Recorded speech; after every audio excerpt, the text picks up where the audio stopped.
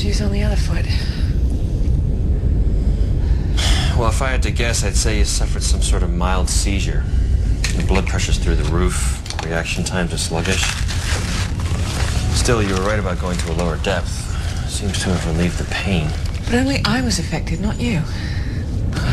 Maybe it's your unique physiology. Something about it reacts to depth pressure. I've done hundreds of dives before. Nothing like this has ever happened. And as you said, the atmosphere in here is regulated to near sea level. Neither of us should feel anything as we surface. But still, bleeding from the ear and nose, disorientation, dizziness.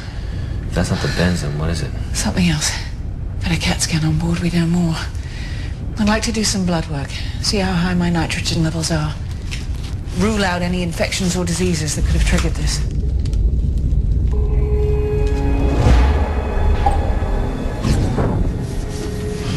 Give it time. I've asked it to look for a lot of different things.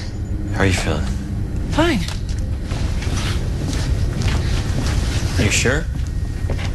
I'm sure.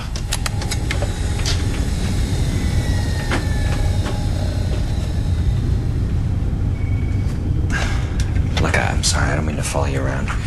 If you want to be alone while we wait, I can hang in the back or something. Don't be ridiculous. If you have more questions to ask, now would be the time. Oh, come on. Now you're humoring me. Oh, nothing better to do while the computer analyzes my blood? Okay.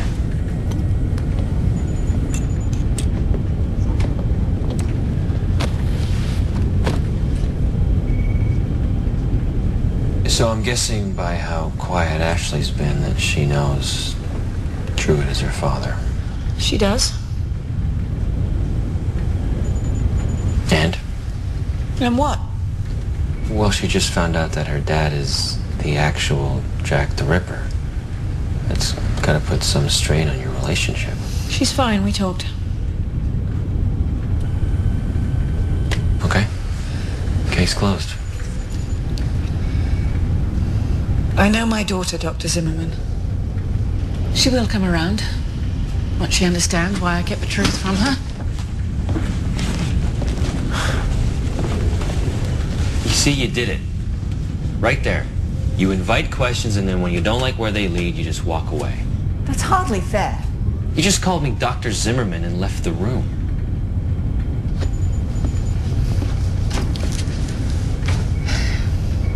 I'm frustrated. Why? Because we can't surface? Because I can't relate to Ashley. Well, she's 23. No species on Earth can relate to people that age. Spare me the platitudes. You've no idea what it's been like. Which is why I ask the questions that I do. Why? Because you see me as some sort of curiosity? Some perverse form of entertainment for you to enjoy? No, not at all. It's because I've never had this before. A challenge. A mentor that I can really believe in. You know, Magnus, working at the Sanctuary is more than just a job to me. It's... What? It's the only family I've ever had.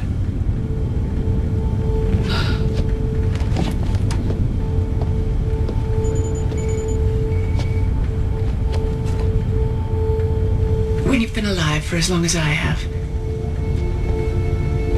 you learn not to get too close to people.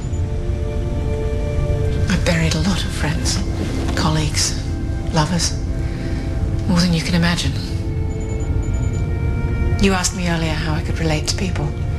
Well, dinner parties are hell. Is that your way of saying that I'm boring? Far from it. In fact, you're the first protege I've had in decades who's shown any real promise. You're doing brilliantly, Will, and I should say it more often. Really? I know that if anything should happen to me, you'll be there to continue my work. Come on, Magnus. It's way too early to start talking. You are ready. You just don't know it yet. Magnus. Oh, damn it. Listen, we gotta get you to a hospital. Ah, no. We don't have the proper medical supplies aboard to deal with this. Just go deeper. We can't. Just do it. Okay, you gotta tell me what to do. Navigation minus 30 feet. Navigation, you mean this command right here? Joystick, 20 degrees starboard.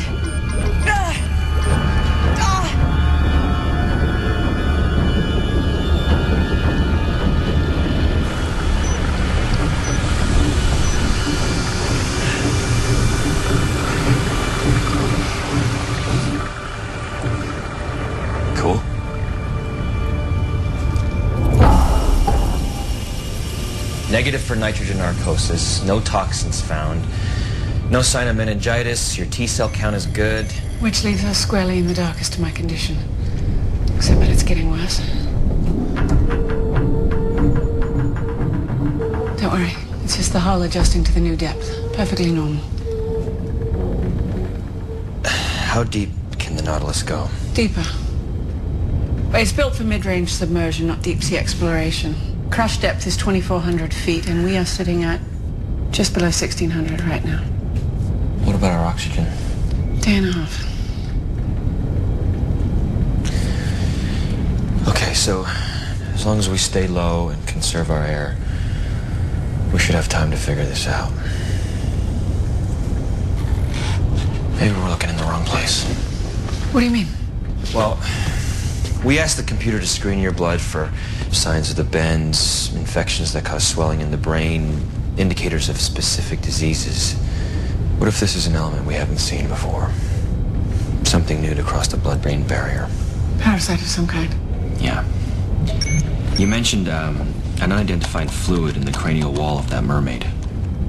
I'm changing the parameters of the analysis. What's it going to look for? Any elements in my system that can't be identified. I'm including cerebrospinal fluid in the search.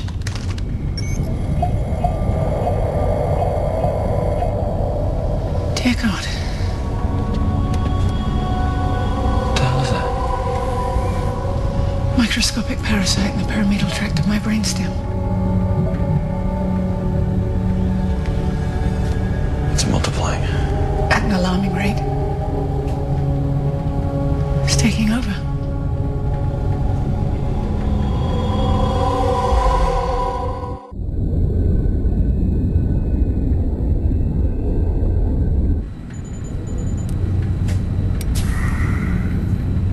I hate being right.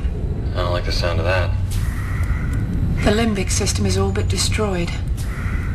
Brain's logic center has been degraded beyond recognition. Any idea how it got past to you? You wore protective clothing the whole time.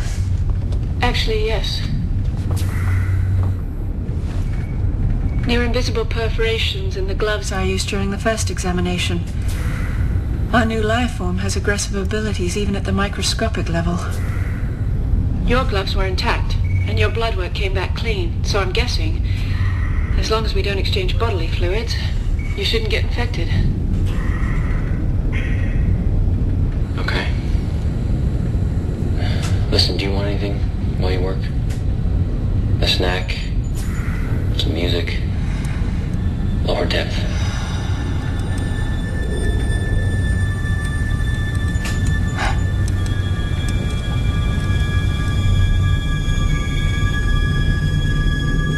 Magnus?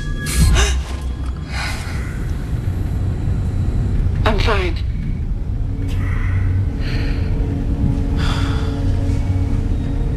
Any idea why it chose to attack the brain as opposed to the other organs? I mean, aren't there more nutrients in, say, the stomach lining? Perhaps it feeds on adrenaline. Cranial fluid. Whatever it is, we're dealing with something entirely new here. Well, if that's true, we know what happened to the merfolk. The limbic system. Includes the hippocampus and amygdala. Controls for fear, emotion, rage. If something was negatively impacting their behavioral centers, then... They tore each other apart. And that's why there was no evidence of any other species or humans in the area. Magnus, how long do you think? I don't know.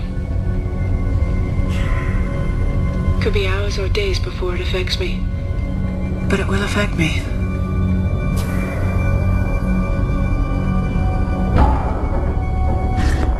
So we surface, it kills you. We stay down here, you potentially turn into a killer. Unless we run out of air first. I, for one, don't like any of those scenarios. Have you found anything that might work? I don't have any anti-parasitic drugs per se, but a massive cocktail of antiviral and antibiotic solutions may help. Are you sure you want to mix drinks like this? At worst, they'll make me very ill. At best, they'll make my body a rather inhospitable host.